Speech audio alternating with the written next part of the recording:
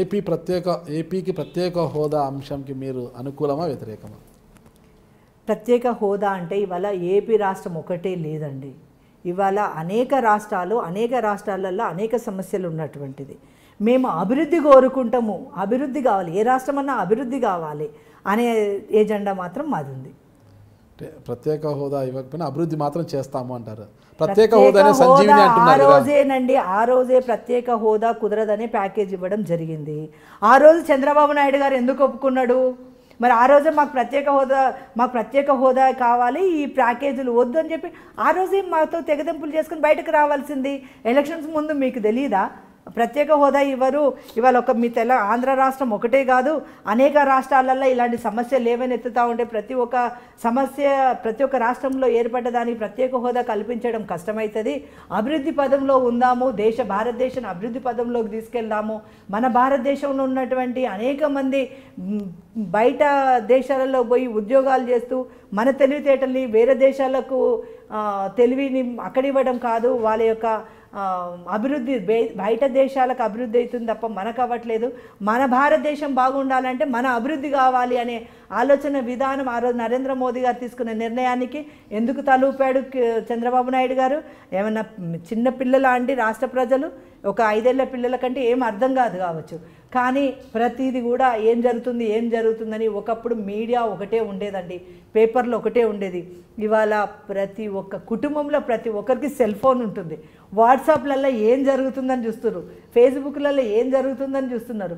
మంచి ఏంది చెడు ఏంది అని మనం చెప్పాల్సిన అవసరం లేదు, డైరెక్ట్ ప్రజల వరకే పోతుంది. ఇవాళ నరేంద్ర మోదీ గారు కేంద్ర ప్రభుత్వము ఆంధ్ర రాష్ట్రానికి ఎంత మేలు చేసింది, ఎంత ప్యాకేజీలు ఇచ్చింది అనేది రాష్ట్ర ప్రజలకు తెలుసు.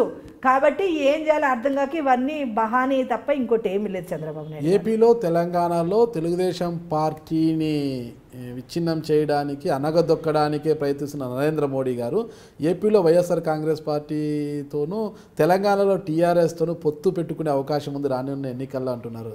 మీరేమంటారు? నేను అంటే రాజకీయాలల్లో ఇది జరుగుతుంది, ఇది జరగదు, ఇది జరగబోదు, ఇది జరగదు అని చెప్పడానికి వీల్లేదు.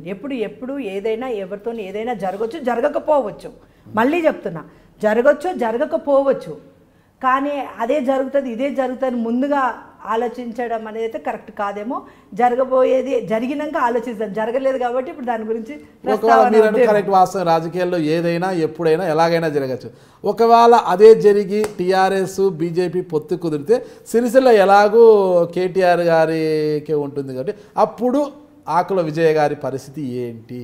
అసలు బీజేపీ టీఆర్ఎస్ తెలంగాణ రాష్ట్రంలో పొత్తు ఉండబోదు, ఇది మాత్రం ఖచ్చితంగా చెప్పగలుగుతా. ఇంతవరకు ఏదైనా అంటే ఒక రాష్ట్రానికి సంబంధించి కాకుండా దేశ రాజకీయాల గురించి మాట్లాడినప్పుడు నేను అది మాట్లాడినా. కానీ తెలంగాణ రాష్ట్రానికి వచ్చినప్పుడు ఇక్కడ రాష్ట్ర ప్రభుత్వము, ఇక్కడ ఉన్నటువంటి కేసీఆర్, ఇక్కడ చేస్తున్నటువంటి పిట్ట కథలు, ఇక్కడ చేస్తున్నటువంటి ప్రజల్ని మోసంలో మేమెందుకు భాగస్వాములం అవుతాం రేపు రాబోయే రోజుల్లో? అమిత్ షా గారు నరేంద్ర మోడీ గారు నిర్ణయం తీసుకుంటే ఆపడానికి మీరెవరు?